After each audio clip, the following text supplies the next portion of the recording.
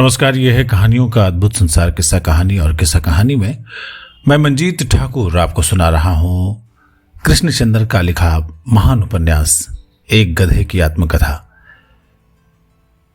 इसमें अब तक आपने सुना कि अखबार पढ़ने वाला गधा किसी तरह बचते बचाते दिल्ली पहुंचता है और वहां यमुना पार में रहने लगता है। और वहां धोबी जिसकी मौत हो जाती है, उसकी पत्नी को न्याय दिलाने के लिए वो म्यूनिसिपल कमेटी के चेयरमैन से मिलता है।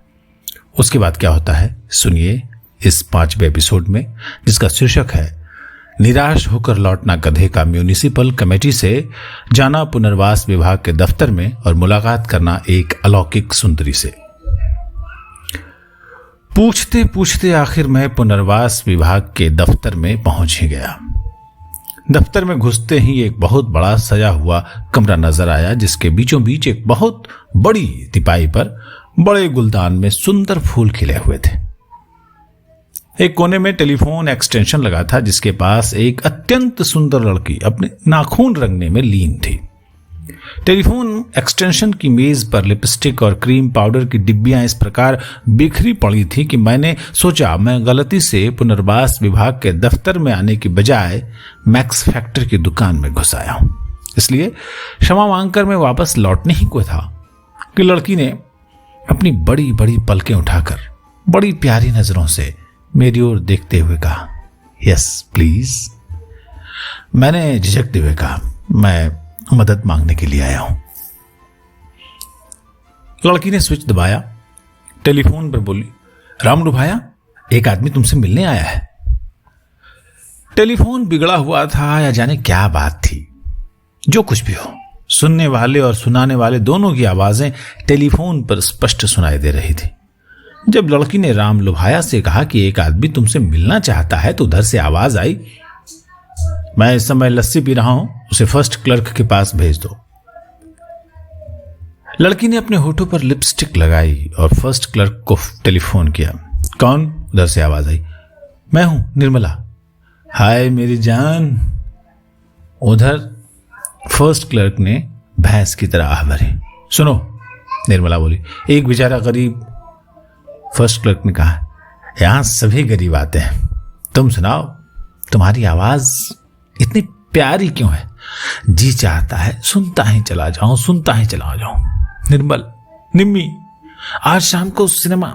टेलीफोन बंद कर दिया लड़की ने। उसके बाद उसने अपने गालों पर गाजा लगाया और अपने डिप्टी सुपरिटेंडेंट को टेलीफोन किया। डिप्टी सुपरिटेंडेंट ने कहा, नहीं मिस निर्मला, इस समय मेरे पास कोहाट के शरणार्थी सरदार दरबार सिंह मिलिट्री कॉन्ट्रैक्टर बैठे हैं। बेचारों का सब कुछ लुट गया है। इस समय इनके 1 लाख के क्लेम की पड़ताल कर रहा हूं। उन्हें आगे किसी दूसरे के पास भेज दो, मैं तो इस समय बहुत मसरूफ हूं।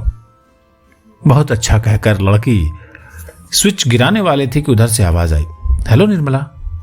जी भाई, वो साड़ी तुम्हें पसंद आई? डिप्टी सुपरिटेंडेंट पूछ रहा था। जी वही पहने हुए हूं, निर्मला जरा शोखी से बोली और स्विच गिरा दिया। उसके बाद आईने में उसने अपना मुंह देखा, मुस्कुराई, चेहरे पर पाउडर लगाया और स्विच दबाकर सुपरिटेंडेंट को टेलीफोन किया। जी देखिए, लड़की बोली।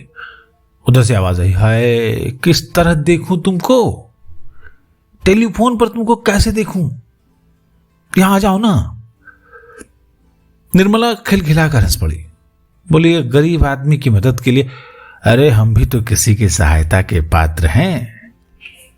सुपरिटेंडेंट उधर से इंद्र सभा के स्टाइल में बोला।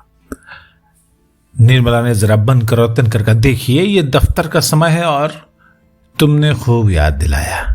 सुपरिटेंडेंट उधर से बोला, अभी अभी दफ्तर में हुक्म आया है कि दफ्तरों में काम करने वाली औरतें अगर शादी करेंगी तो उन्हें किसी भी समय नौकरी से अलग किया जा सकता है। बोलो अब क्या कहती हो? निर्मला बोली, मैंने शादी का इरादा छोड़ दिया है। उधर से सुपरिटेंडेंट ने संतोष की सांस ली, बोला, वो फिलिप्स का रेडियो सेट? जी शुक्रिया, मिल गया, मगर आप 2 मिनट के लिए इस गरीब से बात तो कर लीजिए। कौन है? एक गधा। सुपरिटेंडेंट ने एक जोर का कहकहा लगाया, तुम भी खूब मजाक करती हो। खैर भेज दो इसे भीतर। अगर गधा नहीं भी हुआ तो भी उसके दोनों कान खींचकर उसे गधा बना दूंगा। जाइए। लड़की ने एक नाखून मुंह में दबाते हुए मेरी ओर बड़ी चंचल नजरों से देखते हुए कहा, कुछ इस प्रकार कि यदि गधे की बजाय मैं आदमी होता तो अवश्य ही उस पर आशिक हो जाता। सुपरिटेंडेंट मुझे देखकर पहले तो खूब हंसा, फिर उसने टेलीफोन उठाकर निर्मला के इस क्रियात्मक मजाक की प्रशंसा की। फिर वो जरा आगे आया और मेरी कान पकड़कर बोलिए मिस्टर डंकी, अब मैं क्यों ना आपको लात मारकर दफ्तर से बाहर निकाल दूं। मैंने कहा, आप मुझे नहीं निकाल सकते, इसलिए कि मैं आपके पास एक प्रार्थना पत्र लेकर आया हूं। सुपरिटेंडेंट आश्चर्यवश लगभग मूर्छित हो गया, आखिर बड़ी कठिनाई से बोला, फिर कहिए आप क्या कह रहे हैं। मैंने दोहराया। आखिर बड़ी मुश्किल से ये बात उसकी समझ में आई कि मैं सचमुच बोलता हूं। कहने लगा, आपकी वार्ता शैली तो मुझसे भी अच्छी है, इसलिए कि मैं लखनऊ के आसपास का हूं और आप शायद पंजाब के हैं। जी हां, सुपरिटेंडेंट बोला। मैं पिंड दादन खां का हूं। फिर कुछ देर चुप रहने के बाद बोला, फरमाइए क्या काम है। देखिए, मैंने कहा, मैं मदद मांगने आया हूं। आप शरणार्थी हैं? नहीं तो फिर आप यहां क्या करने आए हैं? सुपरिटेंडेंट ने जरा खफा होकर कहा, अरे मदद मांगने आया हूं। यहां केवल शरणार्थियों की सहायता की जाती है जो पाकिस्तान से लुटा कर आए हैं, और अगर कोई हिंदुस्तान में ही लुट जाए तो वो मदद मांगने के लिए कहां जाएगा, ये मैं नहीं बता सकता। सुपरिटेंडेंट ने और भी खफा होकर कहा, कम से कम इस विभाग में तो आप नहीं आ सकते, कोई और घर देखिए। सुपरिटेंडेंट ने घंटी बजाई। चपरासी ने मुझे बाहर निकाल दिया। बाहर निकलते हुए फिर मुझे वही अलौकिक सुंदरी मिल गई। मुझे निराश देखकर बोली, क्यों, काम नहीं बना? मैंने पूरी बात कह सुनाई। बोली, सुपरिटेंडेंट ठीक कहता है, तुम अगर पाकिस्तान से आए होते तो चाहे गधे ही क्यों नहीं होते, तुम्हें यहां से मदद मिल जाती। अब तुम्हें department of labours and industries में जाना पड़ेगा। ये कहां पर है? उस अलौकिक सुंदरी ने दयावश मुझे पूरा पता दे दिया और मैं शुक्रिया कहकर पुनर्वास विभाग से निकला और लंबे लंबे डग भरता मजदूरों के विभाग की ओर चला गया।